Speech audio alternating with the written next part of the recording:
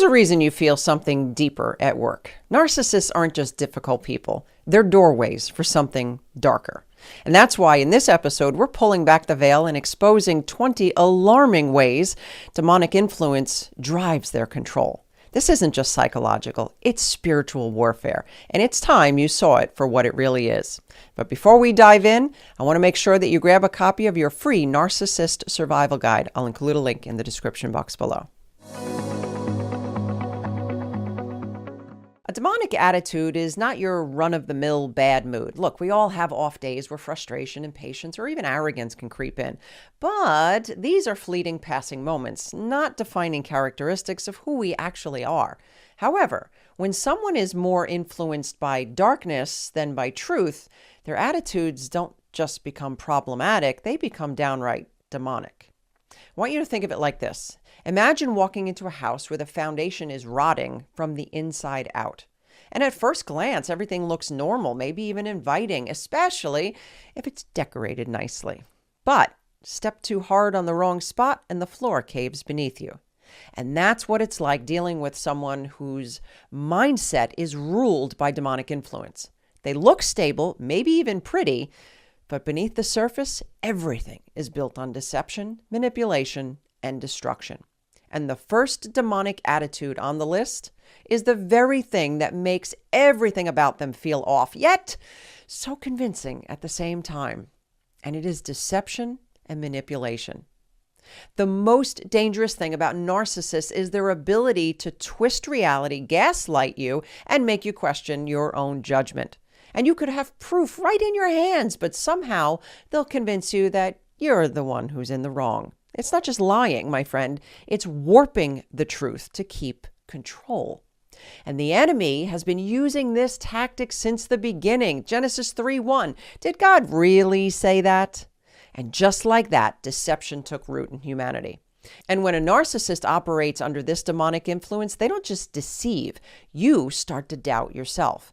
They twist truth, distort facts, and reframe reality, not just to win, but to weaken you. And Jesus himself exposed this type of deception when he said in John 8:44, "You belong to your father, the devil, and you want to carry out your father's desires. He was a murderer from the beginning, not holding to truth, for there is no truth in him. When he lies, he speaks his native language, for he is a liar and the father of lies." When deception is at work, it's not just a bad habit. It's evidence of who they're truly influenced by. Number 2, have you ever felt like you're losing yourself in a relationship? Like every decision, every thought, every action is no longer yours? You see, it starts small, so small that you don't even notice it, but before long, you find yourself second-guessing everything because someone else has taken the wheel. This isn't love. This is control. And that is what number 2 is. Control and domination. And it is one of the most insidious tactics that narcissists use to dominate their victims. And once they hook you, narcissists use a dangerous mix of emotional blackmail, guilt, fear, and gaslighting to wear you down. And at first, they present themselves as your protector, your guide, or even your savior. But in reality, they're laying the groundwork to make sure that you submit to their authority. And perhaps they have something you want. Perhaps something you need. But what happens when you do something they don't like? That mask slips. Suddenly, that caring partner or that friend or family member turns rather cold, punishing, and ruthless. They treat your independence like a betrayal because they don't want a relationship. They want control. And here's the kicker. Their control doesn't always look like rage or aggression. Sometimes it's a sweet, soft-spoken manipulation disguised as concern. I just want what's best for you. You're making a big mistake, but I'll support you anyway. This is deception at its highest level, and Scripture warns about it. And it says, "No wonder, for even Satan disguises himself as an angel of light." So it is no surprise that his servants also disguise themselves as servants of righteousness. You can find that in 2 Corinthians 11. They don't want a healthy, equal relationship. They want to own you.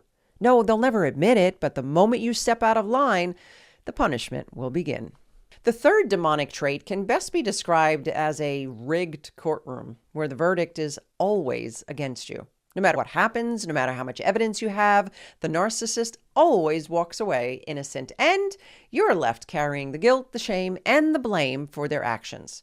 Yes, narcissists are masters at blame shifting and accusations. They are infamous for rewriting reality, not just to protect themselves, but to place the burden of responsibility onto you.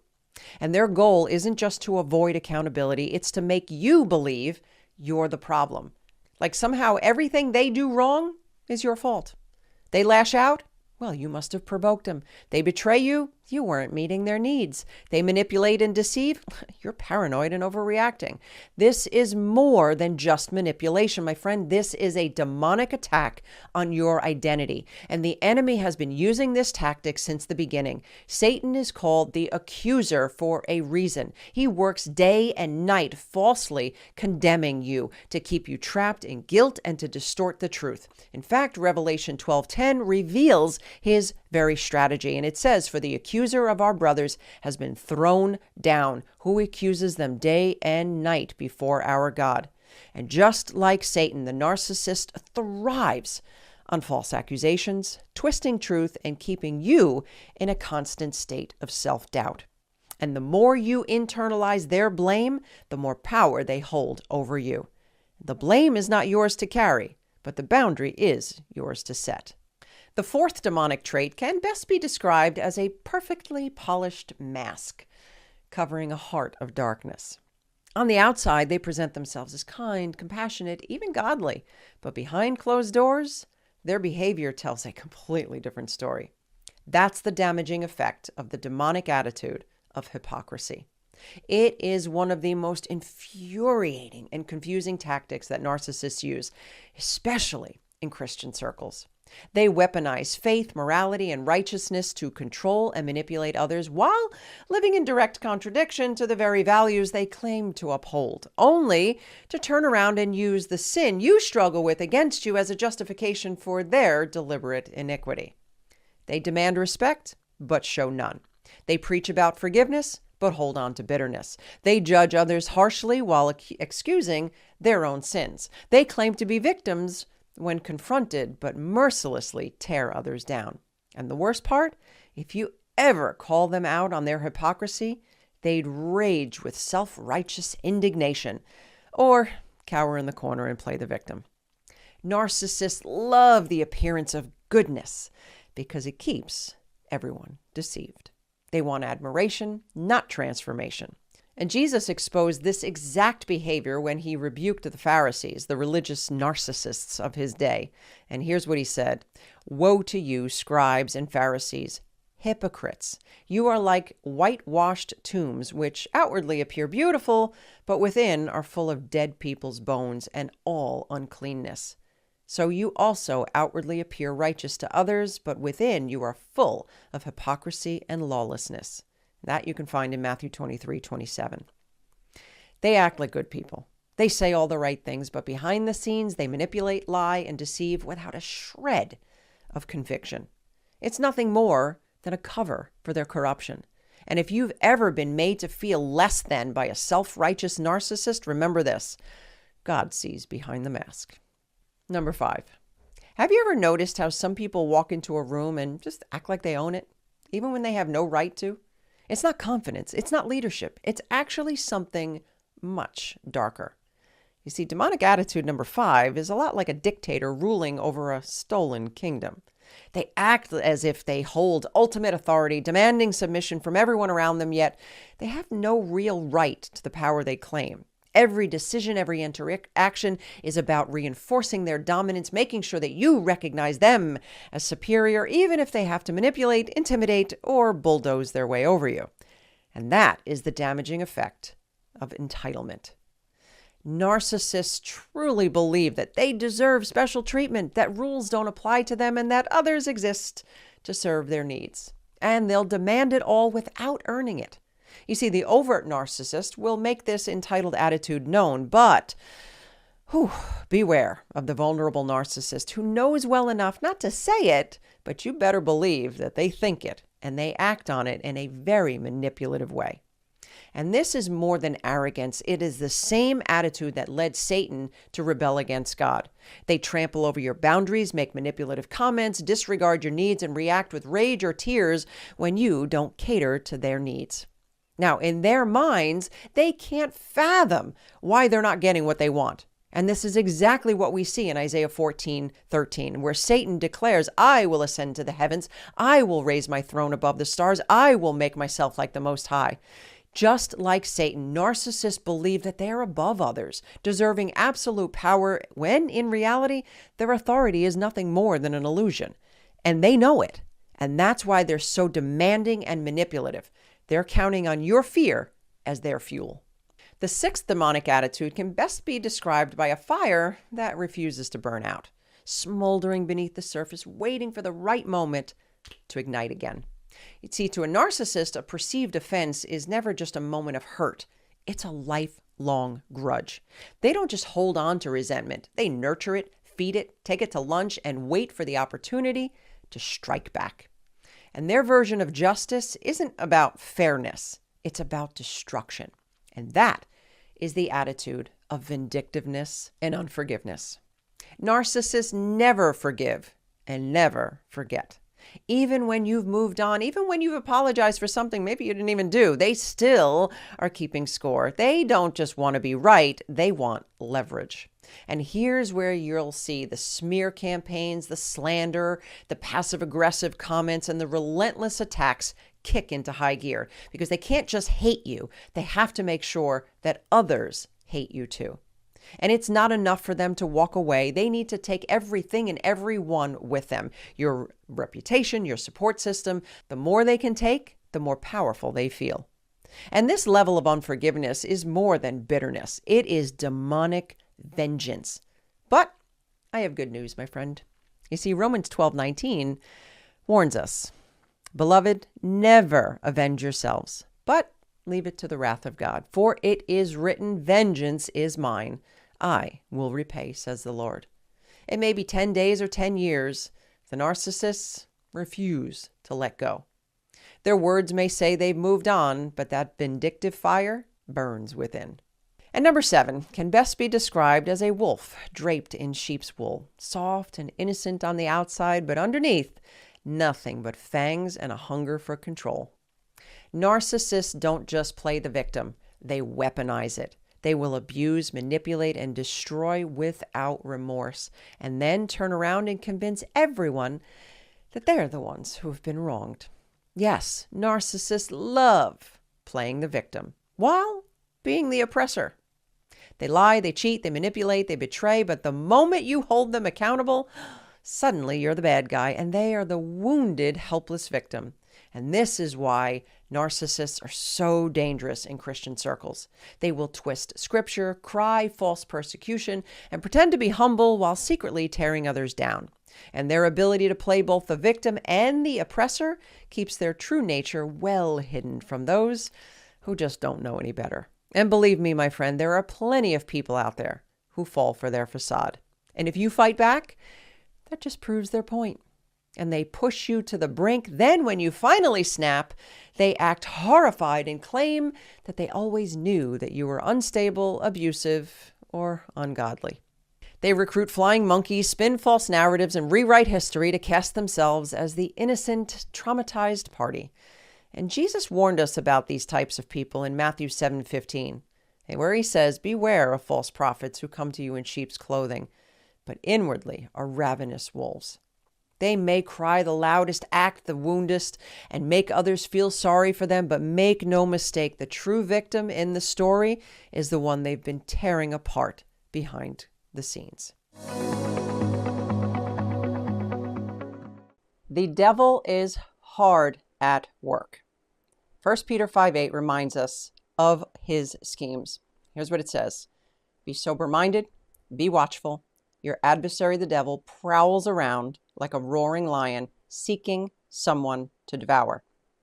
And while we often think of spiritual attacks as these direct assaults that the devil is bringing against us, one thing you have to remember is that the enemy loves to work through people, especially toxic people, knowing that he's not going to be able to get to you directly, not because he's not powerful enough, but let's face it. I mean, he's not omnipotent. He's not omnipresent. He's not like God. So he has to be able to pick his battles. So if he can actually get others to do his dirty work, well, that just makes his job a lot easier. So what happens is a lot of times the enemy will use the narcissist to do his bidding. And they are driven by pride and arrogance. And narcissists often do not realize that they are pawns in Satan's plan. But don't be fooled, because they are willing participants in devising their wicked ways. And narcissists use specific, calculated games to control you. And you might be caught in their trap, my friend, without even knowing it. So what are these insidious tactics and how can you protect yourself? Well, stay tuned, because today I am going to help put words to what you've probably been experiencing, because I know you feel like you're losing your mind. And I want you to pay especially close attention for number 5, because this one often flies under the radar, but is extremely damaging. The overt narcissist loves to control in obvious ways. Now I'm going to backtrack a little bit. All narcissists control. The overt narcissist is going to control in very obvious ways. They're going to talk down to you. They're going to belittle your opinions. They're going to assert their superiority without shame. And they're going to do this in front of people. And they will not care about the consequences. In fact, they'll just justify their behaviors. But the covert narcissist is far more cunning. What they do is they carefully craft this public image that is the complete opposite of who they are behind closed doors. They present themselves as kind and caring and even vulnerable, while at home, they're manipulating, undermining, dismissing, subtly tearing you down. And these tactics can be much more difficult to detect, but the damage is just as real. So let's talk about what are some of these control and power tactics, especially of the covert narcissist. Are you ready? Number 1 is invalidation. Narcissists dismiss and undermine your thoughts, your feelings, and your experiences, making you feel unimportant or actually even ridiculous for expressing them. And while on the surface, this tactic may seem just simply inconsiderate or possibly a little bit selfish, it actually has a control element to it. You see, this tactic can actually lead to your self-doubt and a diminished self-worth, because what happens is they're doing this purposely so you begin to question whether or not your feelings and opinions are valid. This is a little bit different than number 9, so hang in there with me. Because once invalidation is accomplished, they now have you under their mind control. Because what happens is you're going to start going back to them for that validation. I know, crazy, right? They're invalidating you, but there's something within you that now says, I need this validation. So, this must be the person that I need to go to get it, right? Please let me know if you've ever experienced that in the chat below. So invalidation, they completely undermine and dismiss your thoughts, your experiences. They do not even take the opportunity. Now, some of the more educated covert narcissists will actually use the words. They've learned the lingo. I've often said it this way: they've got the words, but they ain't got the music. They'll even come out and say, okay, I'm validating you. And your mind is thinking, okay, wait a minute, I'm hearing the right words. You're saying you're validating me, but I don't feel very validated. So this is one of the things that they love to do to get you under their control. Number 2 is emotional blackmail, otherwise known as FOG, F-O-G, fear, obligation, and guilt.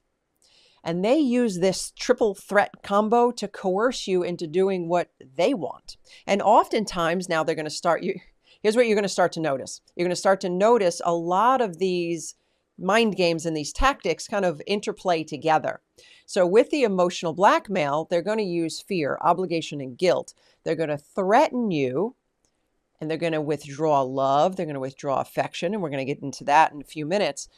And they're going to withdraw a lot of things if you don't comply. So they're going to put fear into you.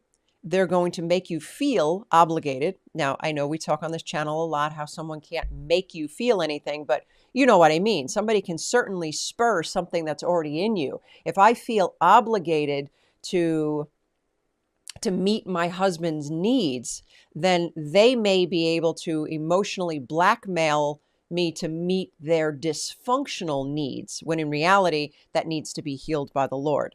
So, and then of course they're going to use guilt. You're not giving them what they want. So now you're going to have to pay for that. Emotional blackmail actually keeps you trapped in a relationship, afraid to make choices that could actually provoke their anger or disappointment. It has a very controlling component. And number 3 is stonewalling. Instead of exploding in anger like most of the overt narcissists do, the covert narcissist actually may use a very cold, silent rage to punish you. And here's the insidious part. They may not actually be raging. Now, they do, because when you push a covert narcissist far enough, which don't get me wrong, I mean, it usually doesn't take much. It's anywhere between 3 and 10 minutes. And they're just like, that's it. I've had enough. I'm not dealing with this. And they will start to rage out. But initially, you can actually see the cold, silent rage. Let me know in the comments if you have ever had a conversation with a covert narcissist and it's doing fine, and then you push the issue, you push the question just a little bit further, and then you see it. You see that shift. You see the eyes grow cold. You see the tension kind of well up in their head and their neck. You see that they're getting ready to pounce, but they're trying to control themselves. What they typically do is they are going to do the silent rage, and they're going to punish you. The purpose is to leave you guessing what you did wrong and how to fix it. And what happens with this is it can create an environment of tension and especially fear. And my friend, if you struggle with any form of a trauma bond or codependency, it's going to start to make you very anxious and eager to appease them because you just want to restore the peace. But I have to remind you, my friend, this is a control tactic. This is not somebody who's like, oh, okay, I'm having a difficult time managing my emotions in this moment, so I'm going to pull away for a few minutes. That can happen, but that usually comes with courtesy and respect in telling your partner or the person you're speaking to, you know what, I'm really overloaded right now. I'm very overwhelmed. I'm kind of getting flooded, and I'm afraid of how I'm going to respond. Do you mind if we take a 30-minute break? We'll come right back to this. So an emotionally intelligent person is going to be able to feel that coming on and then communicate that to the other person. Not so with a covert narcissist. They don't have boundaries either. So they will allow themselves to get triggered. They will allow themselves to get pushed to that edge, thinking, see, this is how arrogant they are, thinking that I have control of this. And when all else fails, I can just blame you. And isn't that what they do? They just blame you. You said it wrong. You brought it to my attention wrong. The stars weren't lined up on the right way on a Tuesday afternoon. There's something wrong with what you did, which prompted them to have to rage out on you. Or when they pull back in that silent treatment, it is a complete control tactic. And I don't know if you're familiar with this author. His name is John Gottman. He's not a Christian, but he's one of the most renowned marriage counseling experts out there. And he labels this stonewalling as one of the 4 horsemen of the apocalypse, almost guaranteed to destroy a marriage or any relationship. Because what it says is basically, I'm not dealing with you. You don't even exist. You don't mean enough to me to have enough courtesy to give you the time of day. Now, depending on the covert narcissist, this stonewalling or this silent treatment, which the silent treatment, my friend, is just a milder form of stonewalling. It's the same thing. And it can last anywhere from 8 hours to 8 days, in some cases, 8 months. And what they're looking to do is they're looking to get you to now chase them.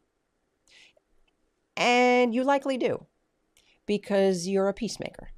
You want to restore the peace in the relationship. You want that compatibility. You likely didn't do everything right. I mean, which one of us ever does? So maybe you had reactive abuse, or perhaps, you yelled as well, or perhaps you cursed and called them a name, or just said something that you shouldn't have said.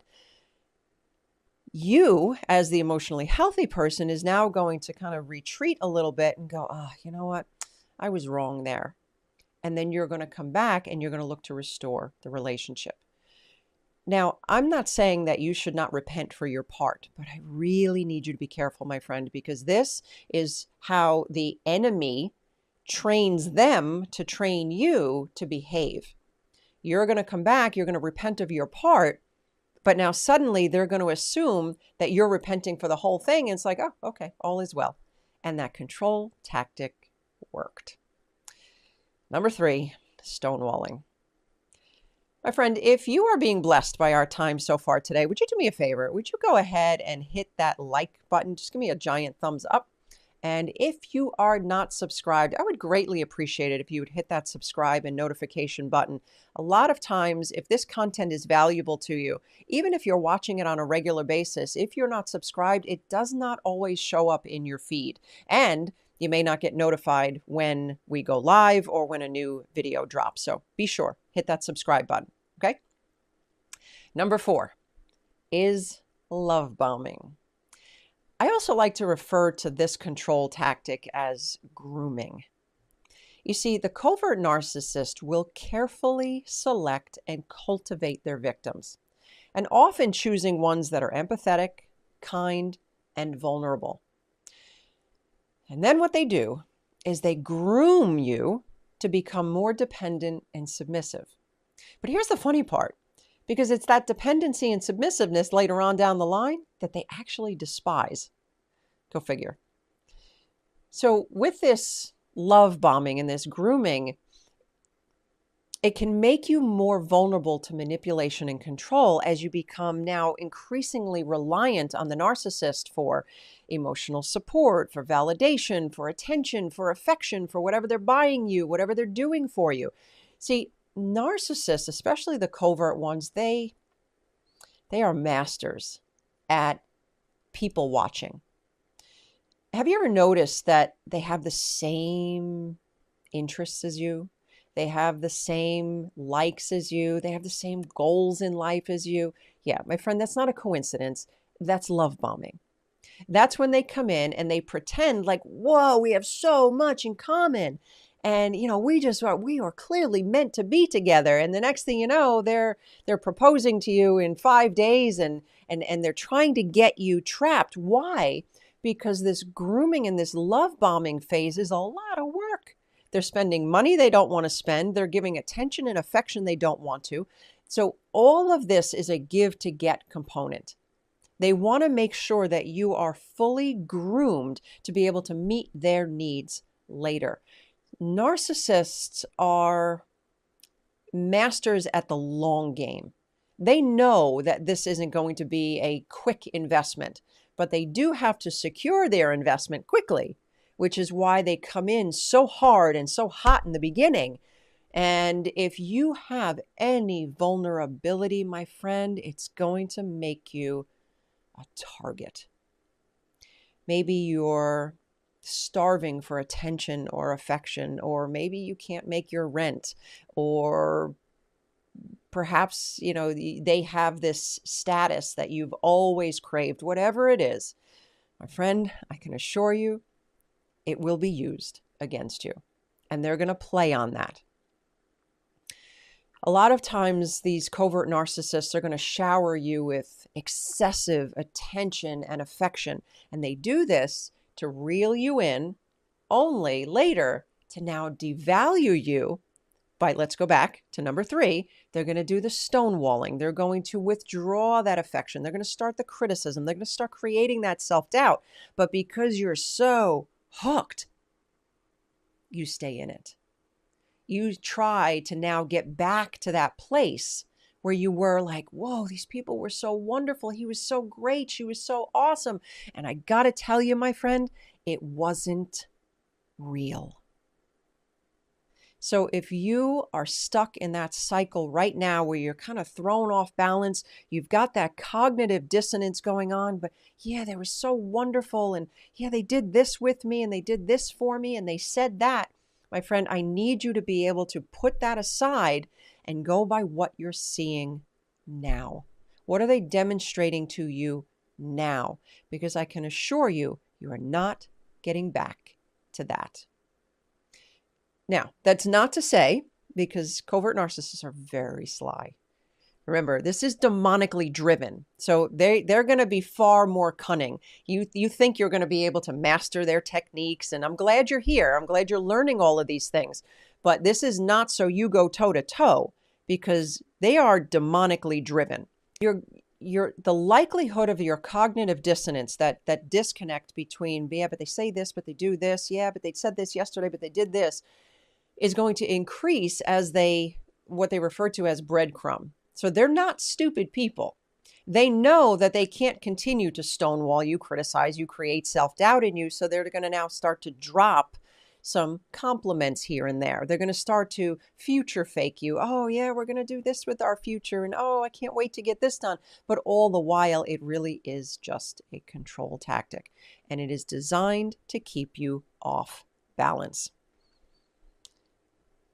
Number 5, and this is the one I was telling you about earlier. This is the one that flies under the radar. This is the one that a lot of people don't pick up on. And you can easily get caught in this trap yourself. And that is triangulation. The narcissist brings a third party into the relationship. Now, this can actually be either real or imagined, but let's work with the real for now. And what they do is they look to create jealousy, insecurity, and competition. Type that in the chat. Jealousy, insecurity, and competition. And this tactic is designed to keep you feeling inadequate, dependent, and constantly vying for the narcissist's approval. So what does this actually look like? Think of a triangle. You've got 3 points to the triangle, and the only thing in common is the narcissist. You see, they're going to talk about this one to that one and that one to this one. They're going to complain to this one about that one and that one to this one. But they're very, very careful never to bring them together. This triangulation is actually insidious. Because what they do is they love to be the hero and the victim. When it comes to a covert narcissist, always the hero, always the victim. And they're going to play this to both parties, which is why they can't bring them together. Because if these two ever talk, they're going to recognize something's off here. And what they do is they oftentimes create division or competition to where each of those parties is going to hate the other one and not even realize it. So this often happens when the narcissist moves on to their new supply. And then suddenly you become the crazy ex, the one with borderline or bipolar, or perhaps you're the narcissist, or you're just whatever label they're going to put on you. But remember, they have to be the hero and the victim. So to that new supply, they're going to be the hero that tolerated you all those years. And then they're going to be the victim who is now party to your abusive behavior. So now what happens is this new supply thinks, oh my goodness, you are just so wonderful. Oh gosh, how could you have ever tolerated something like that? Oh my goodness, poor you. I will be everything that this person was not. And in the meantime, they can't stand you. You see what just happened? They just pitted you apart. When in reality, if you actually had access to that new supply, you'd be like, darling, you may want to run for the hills. So they have to create that. And then all the while, what they'll do eventually to the new supply is constantly compare them to you. So now what's happening is they're further solidifying that hatred. I can't stand that other person. So they're pitting them apart. So that happens in new supply. This also happens a lot of times in family dynamics, especially among siblings, I have yet to see a toxic family that did not have sibling division, because this is what these toxic parents do, is they create that division. Again, they play one child against the other. One's on the pedestal, the other one's in the pit. Now this one's on the pedestal, now that one's in the pit. And they always keep these separated. They will share dark secrets about each other. They'll share dark secrets with each other. And then eventually something implodes and then they switch over to the other sibling. My friend, I could just keep going on and on about triangulation, but it is one of those mind games that they will use because they have to play the hero and the victim, which then leads me to number 6. Their pity plays. This is a control tactic. They love to, scratch that. They have to play the victim. They don't know any other position. When it comes to covert narcissists, you're going to see 2 people at play. You're going to see the bully and the victim. They're going to bully you as much as they can. They're going to push and push and push because remember, they're cowards. Only cowards bully people. Only cowards come in when they know that you're weak or you're down or there's an area, there's a chink in your armor. Only a coward would do that, because a truly noble and honorable person, even if they don't like you, is still going to look to protect that. They're not going to look to exploit you. So they are cowards. And what they do is they're going to play that bully. And the more they were actually bullied in their childhood, the more they're going to play that bully position today. Now, of course, eventually, either the law catches up with them, some attorney smacks them down, or you just don't give them what they're looking for. They quickly shift to the victim. Do you see that extreme? I've got the bully over here. I'm going to destroy you. I'm going to take you down, even if it's just your reputation. To, oh no, I'm now the victim. There is no healthy component to how they are going to relate to you. And they're going to exploit your compassion by portraying themselves as victims of circumstance. A lot of times these covert narcissists often exaggerate or even fabricate hardships to elicit sympathy and then manipulate you into taking care of them. And this even goes back to, what was this, number 3, when they were grooming you, because they can actually train you to not do or do what it is they want you to do. So it is a complete control tactic, and they know what they're doing. They know how they present themselves. They know how they come across. And this taps into your empathy, and it's going to make it difficult for you to set boundaries or say no, because you're going to feel compelled to help them. Because who turns down somebody that needs help? Who is going to turn down a victim? You never would. But the problem at play here is they're not truly victims. You got played. Number 7 is blaming. Covert narcissists will refuse to take any responsibility for their actions. Instead, they're going to blame you for everything that goes wrong, regardless of the facts. And I want you to remember this, that Satan is the accuser of the brethren. Everything is going to get pushed back.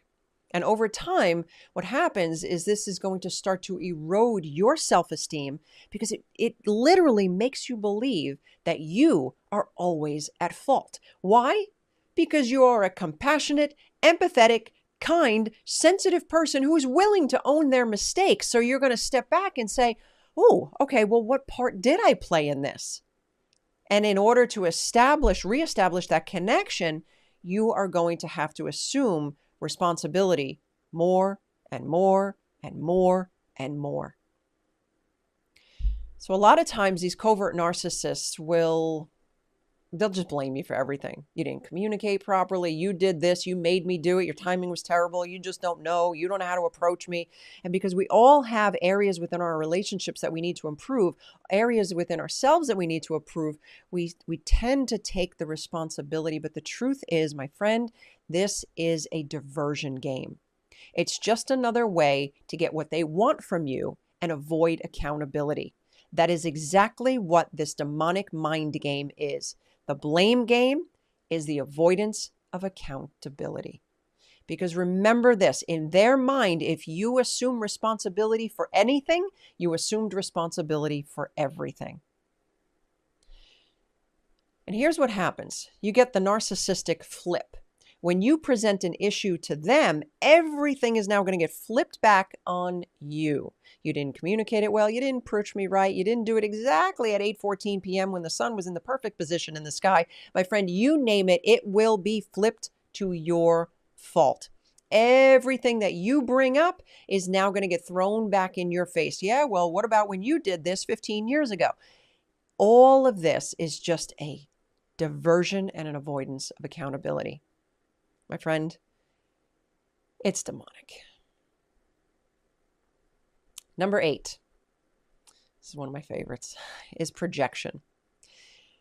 Covert narcissists, if you want to know what they're thinking and what they're doing, just close your mouth and listen to the words that they're accusing you of. Because they will accuse you of the very things they are guilty of. They're accusing you of lying. Trust me, they're lying. Cheating, stealing from you, being manipulative. My friend, it's exactly what they're doing. Because what happens is they have this intense shame. They know what they're doing. And they have to offload that shame because they know it's wrong. It's kind of like that preacher or that pastor on the pulpit who's preaching about, purity and chastity and staying pure. Meanwhile, they're having 6 adulterous affairs. Because that projection has to now go outward. And have you ever noticed the ones that are preaching that are the ones that are most passionate about it? Because that shame has to get projected outward. I have to deal with this, but I can't deal with this inwardly. So now I have to project it outwardly. So now I can deal with it in you. And this can drive you crazy. Because your head is likely spinning. You're like, I don't lie. I don't cheat. I'm not manipulative. That's not me. And you find yourself in a position where you are now defending yourself. You're now left confused. Like, what would make them think that? And you even start to maybe even question your own integrity. And instead of recognizing for this demonic tactic that it is, what we often do is we double down to make sure that they know that that's not us. Okay, I'll give you proof. I'll show you I'm not lying. Yeah, you know what? You can track me. You can monitor me all you want. I'll show you that I'm not cheating. It's a control tactic, my friend. It is a complete control tactic. Believe me when I tell you, whatever they're accusing you of is likely what they're doing. You ready for number 9? This is the ultimate in the demonic mind games. And that is gaslighting. Gaslighting involves the deliberate and systematic undermining of your perception of reality. It makes you question your own memories, your thoughts, and even your own sanity. Gaslighting is a psychological manipulation tactic used by these narcissists to make you doubt yourself. It involves them denying, twisting, or distorting the facts, or just flat out telling you they're not true. And what that does is it makes you question your memory, your perceptions, and your sanity. No, my friend, you are not crazy. Please type that down below. I'm not crazy. They will deny facts. My friend, they're going to tell you what you heard, what you saw, just simply wasn't true. That wasn't me. I never said that. Even when you can clearly remember it. They're going to twist your reality. They're going to manipulate past events, making you feel like you're overreacting or being overly sensitive. They're going to minimize your feelings. They're going to dismiss your emotions as irrational, saying, oh, you're just being dramatic. Why don't you think logically? They're going to create confusion. They're going to mix praise with criticism, keeping you off balance so you can now doubt your own judgment. And then a lot of times they like to isolate you. They want to cut you off from family and friends. And here we go back to that triangulation again, increasing your reliance on them for what's real. Isn't that crazy? They're the ones that are getting you to doubt your own reality, but yet you keep going back to that person for a reality check. It's a control tactic. Gaslighting is going to leave you feeling confused and insecure and actually dependent on the narcissist for validation. My friend, it's a control tactic. It's a total mind game, and they get it from their father of lies.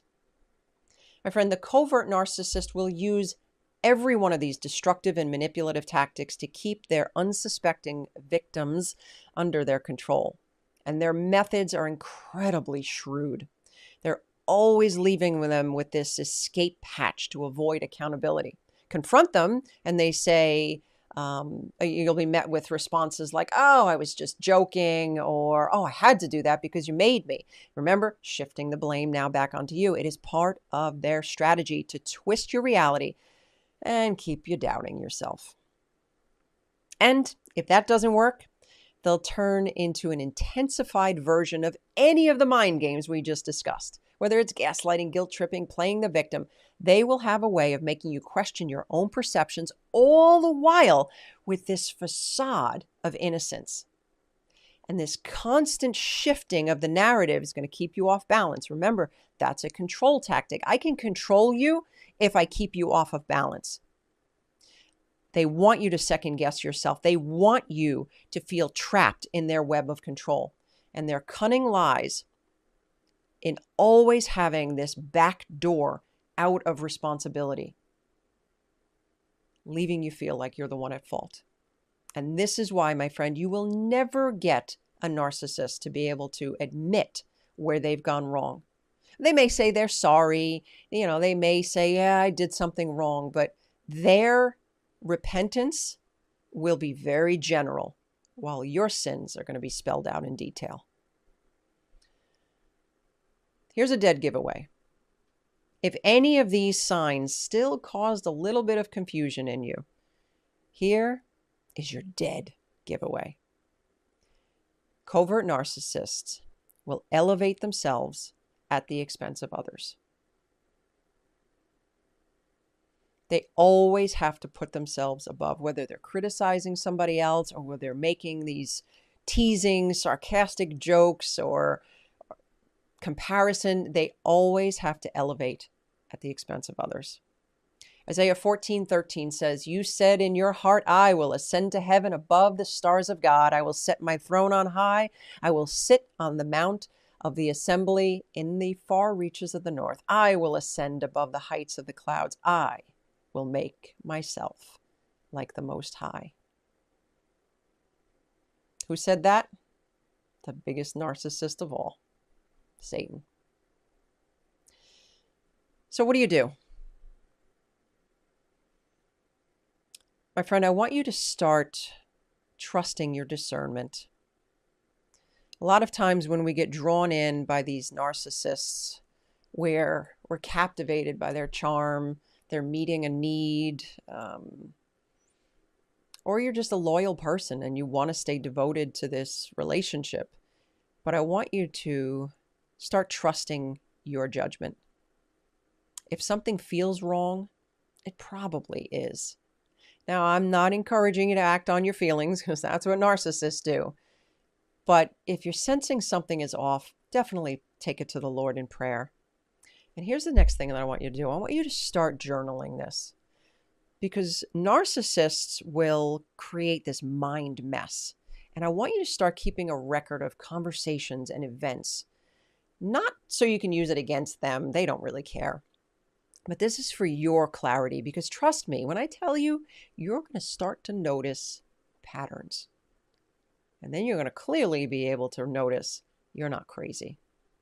Next thing that I want you to do, my friend, is to seek support. Talk to your friends, talk to your family, talk to a counselor, talk to your pastor, somebody. Here's one of the biggest problems that we run into, especially when dealing with narcissists. They love to isolate. Don't you dare share our stuff with other people. And I do want you to be careful. I don't want you out there gossiping or sharing, personal information. And I definitely want you talking to somebody that is going to be able to speak truth. And I mean truth as in truth of the situation and truth of God's word. Narcissists confide in other people, but they don't confide in godly people because they know that they're going to be held accountable. I want you to confide in godly people because you need an objective perspective. And the last thing that I want you to do is to set boundaries, whether you need to limit your interactions when these gaslighting events start to occur, or just start to guard your heart. You have to start setting boundaries. When this person is now blame shifting on you, you're going to want to stop the conversation. And please don't exchange toxic for toxic. You don't have to tell them they're a narcissist. You don't have to accuse them of gaslighting. Believe me, my friend, they're just going to start turning that around on you. One of the worst things is when a narcissist knows the lingo. So just be very careful. At the very least, you have to start to guard your heart, not allowing these lies and these control tactics to begin to penetrate you. Narcissists will use a variety of tactics to control, confuse, and dominate you on every level, emotionally, mentally, and spiritually. And these methods are specifically designed to sever your connection to the truth, therefore leaving you more susceptible to their manipulation. It's kind of like being caught in a spider web. At first, the strands seem delicate, almost harmless, but the more you try to navigate the situation, the tighter the web becomes, pulling you deeper and deeper into the trap. Maybe you mistake their manipulation for love, or you find yourself over-explaining in an attempt to help them understand, or perhaps you just simply go along to get along, but before you realize it, you are now completely entangled in their web of control. So sign number 1 can best be described as walking through a thick fog. At first you think you know where you're going, you're confident in your steps, but with each moment, that fog grows denser, blurring your surroundings, making you question if you're still on the right path. And the more you try to find your way, the more disoriented you become until you're totally unsure of what's real and what isn't. And this is the effect of gaslighting. It's subtle at first, but before long, you're completely lost, doubting your own reality, all of your perceptions, and even your memories.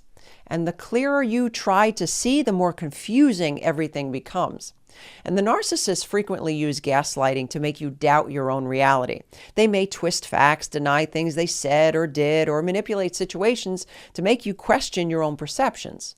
And spiritually, this can be seen as a form of demonic deception, intended to sow confusion and weaken your confidence in yourself and even in God. They know the truth. They don't want you to know the truth. So they twist the truth, they lie, to get you to believe that that's not the truth. John 8:44 reminds us where this type of behavior comes from when it says, "You are of your father, the devil, and your will is to do your father's desires. He was a murderer from the beginning and does not stand in truth because there is no truth in him. When he lies, he speaks out of his own character, for he is a liar and the father of lies." This tactic isn't something recently coined by psychology. This deception has been around since the fall of Satan. Did God really say? He is the truth twister, and so is the narcissist. And his purpose, and the narcissist's, is to destabilize you mentally and spiritually by making you doubt what is true. Who does that sound like? Sign number 2 is like being a puppet on a string. At first, you believe you are in control, making your own choices, but little by little, someone else is pulling the strings, guiding your every move. And you start off confident, but with every tug, you're steered in a different direction until you can't even tell where your desires end and theirs begin. And this is the essence of manipulation through emotional control. Narcissists know how to pull at your heartstrings using guilt and fear and insecurity to bend your actions to their will, all the while making you believe you're still in charge. And narcissists are master manipulators who weaponize your emotions, turning your love, loyalty, and vulnerabilities into tools that they can use for control and ultimately use against you later. They operate like Satan, the ultimate deceiver, who presents himself as an angel of light, seeming righteous while leading you astray. And we see this reflected in 2 Corinthians 11, verses 14 through 15. And no wonder, for even Satan disguises himself as an angel of light. So it is no surprise if his servants also disguise themselves as servants of righteousness. Their behavior isn't just manipulative, it's demonic, as it seeks to override your free will, drawing you further into their control. And sign number 3 is like being slowly walled off from the wall around you. At first, it's so subtle that you don't even notice it's happening. Small remarks about your friends, innocent seeming suggestions to spend more time alone, or subtle criticisms of the people in your life. At first, it seems like they're just looking out for you. But over time, these comments become bricks, slowly building a wall between you and the people you once found so dear. Eventually, you find yourself cut off from your friends, your family, and even your faith. And what started as subtle guidance has turned into a complete separation from the relationships that once gave you strength. Now you're completely dependent upon the narcissist, and they've created a divide that makes them the only source of connection and influence in your life. This is isolation through the spirit of division, a demonic tactic that seeks to separate you from the truth, from support systems, and from people who care about you. Narcissists thrive in division, leaving you more vulnerable and dependent on them. And James 3:16 says, "For where jealousy and selfish ambition exist, there will be disorder and every vile practice." Narcissists are driven by their own selfish ambition. They create disorder by sowing division in your life. And this isolation isn't just physical, it's emotional and spiritual. And it is a strategy to pull you further away from those who would tell you the truth and deeper into their control. Sign number 4 is like being trapped in a hall of mirrors. Every time you think you found clarity, the reflection changes. And it's distorting reality, and it's making you question what's true. And that's because narcissists use mind games and mixed messages to keep you constantly off balance. One day they're warm and loving, and the next day they're cold and distant.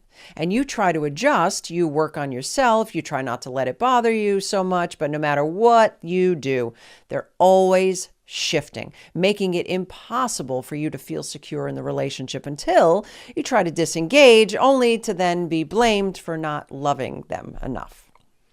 And their mind mess thrives on confusion, making you question your own thoughts, actions, and even memories. And you start wondering, did I misinterpret that? Did I say something wrong? Is it my childhood trauma? But the truth is, they're constantly moving the target, keeping you stuck in a mental fog, searching for the approval and stability that they never intended to give. And while this is intentional in many ways, one thing to remember is that the target is always moving for them as well. One minute they're feeling superior, the next their self-esteem is in the trash. One minute they're confident in their decisions, the next they're blaming you for everything wrong in their lives. And this is the spirit of confusion, a tactic used to disorient and control.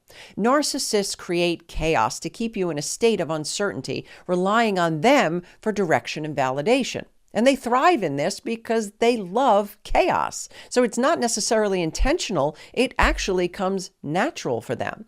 And the more confused you are, the more power they have over your life. But 1 Corinthians 14:33 tells us that God is not the God of confusion, but of peace. Where there is confusion, disorder, and constant mixed signals, it is clear that God's peace is absent. And where God is absent, you know who is present and hard at work. Sign number 5 feels like being constantly put on trial for crimes you didn't commit. And narcissists can't help but use false accusations and blame shifting to make you feel guilty for things that aren't your fault. They turn the tables on you, accusing you of the behaviors and the mistakes that are often a reflection of what they've actually done wrong. Yes, it is classic projection, and it is demonic.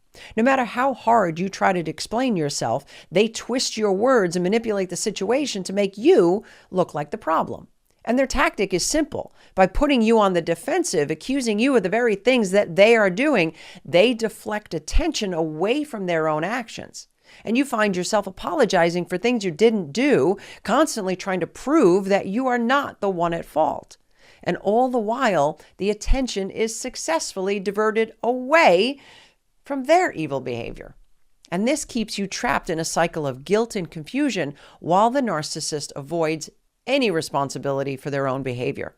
And this tactic mirrors the work of Satan as the accuser, constantly attacking, blaming, and tearing others down to hide their own darkness. In Revelation 12:10, we read, "For the accuser of our brothers has been thrown down, who accuses them day and night before our God." Just like Satan is the accuser of the brethren, narcissists operate in the same way, falsely accusing and shifting blame to keep you disempowered and on the defensive. So now, sign number 6 is like being on an emotional roller coaster. One minute you're lifted high, and the next you are plummeting down. Narcissists use love bombing and devaluation to keep you constantly guessing. At first, they overwhelm you with affection and praise, and they put you on a pedestal, giving you all the attention, making you feel like you're the most important person in the world. And it feels amazing, like you finally found someone who sees your worth. But just as quickly, that love and attention are yanked away, leaving you feeling confused and desperate. And this emotional high, followed by a sudden low, is a tactic of control. By flooding you with the love and then devaluing you, narcissists keep you chasing after the validation that you once received, all the while making you question your own worth. And one moment they treat you like you're perfect, and the next they make you feel like nothing you do is enough. It's actually a part of splitting too. And this cycle is designed to keep you hooked, constantly trying to regain their affection. You see, narcissists love to be chased. It's all part of that spirit of control that narcissist uses the extreme emotional shifts to manipulate your feelings, keep you dependent upon their approval, and chasing after them for the next high. It is a toxic cycle that can leave you emotionally drained and constantly questioning your self-worth. And the Bible warns us about those who manipulate others for their own gain. And it's found in 2 Peter 2:3. And here's what it says. "And in their greed, they will exploit you with false words." Watch out. The narcissists exploit your emotions using false love to control you and then devalue you to keep you in line. This isn't just a personality flaw. This is a spiritual attack designed to keep you trapped in a cycle of seeking validation from someone who never truly values you. Have you ever tried to argue with a brick wall? Well, that's what sign number 7 can feel like. No matter how clear the issue is, no matter how compelling your case, no matter how much evidence you present, they just will not take responsibility. In fact, the more you press, the more they avoid. And oftentimes in ways that completely shut down communication altogether. And that's because they cannot and do not and will not take responsibility for their actions. When things go wrong, it's always someone else's fault. And you could be talking about something obvious, something they clearly did, but instead of owning up to it, they turn the blame back on you or someone else. It's exhausting. It leaves you feeling frustrated, like you're the only one trying to work through issues. Because the truth is, you are. Their refusal to acknowledge their mistakes comes from a deep-rooted spirit of pride. Narcissists view themselves above reproach. Admitting fault would shatter that fragile self-image. So rather than deal with the truth, Why would they do that? They deflect, they twist, they manipulate the situation, leaving you carrying the emotional, mental, and physical weight of their mistakes. Look, this isn't just immaturity or some simple case of stubbornness. It's pride. And it's a spiritual cancer that narcissists refuse to be held accountable. And isn't that what Satan did when he said, I will be like the Most High? But Proverbs 16:18 warns us that pride goes before destruction and a haughty spirit before a fall. Narcissists are driven by pride. Their arrogant refusal to take responsibility not only harms their relationships, but is also a sign of deeper spiritual issues. And they will do anything to avoid accountability, making their pride not just frustrating, but demonically dangerous to anyone trying to connect with them. Sign number 8, I know you're going to be all too familiar with, but likely not recognize it for what it truly is. And if you've ever felt like you are constantly walking on eggshells, never knowing when the next blow up is going to come, you have experienced the narcissist's use of intimidation and fear. And this demonic tactic is designed to keep you in check. Sometimes it's overt, like threats or angry outbursts, and at other times it's a bit more subtle, like that disapproving look or that all-famous silent treatment. Either way, the message is clear. If you don't fall in line, you're going to pay. And isn't this just how Satan operates? Punishment is served up like a trap waiting to snap shut the moment you step out of line. So who wouldn't end up feeling anxious, always second-guessing themselves, afraid to upset them and say the wrong thing with a person like that? And this fear doesn't just come from their anger. It's about power. Narcissists thrive on keeping you scared and unsure, making you more likely to bend to their will.